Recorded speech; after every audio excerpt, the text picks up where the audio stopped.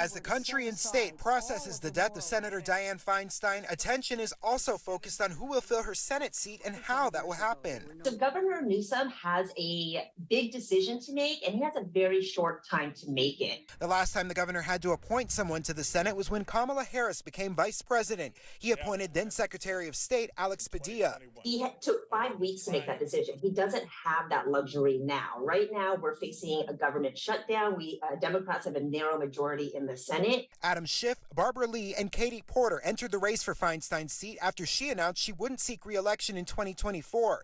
In his statement honoring Feinstein Friday, Newsom said nothing about who would fill her seat. But earlier this month on NBC's Meet the Press, Newsom said he would not select any of the candidates if he was faced with appointing someone. So instead, he would put in someone to be an interim caretaker until next year's election. One he has said would be a black woman. Some of the names that have risen to the forefront have been Shirley Weber, who was appointed to replace Alex Padilla as the Secretary of State. We also have Malia Cohen, who's also been mentioned, and she is currently our state controller, and Holly Mitchell, who's worked with the Newsom campaign previously, and she's the current LA County supervisor. One of the other names, San Francisco Mayor London Breed, who did not want to weigh in on that possibility Friday. And that conversation could be saved for another day. I want to really, truly make sure that, that's the governor's responsibility, and I'm sure he is already working on it and doing what he needs to do. Regardless of who fills that seat, experts say they won't have the benefit of the seniority Feinstein had.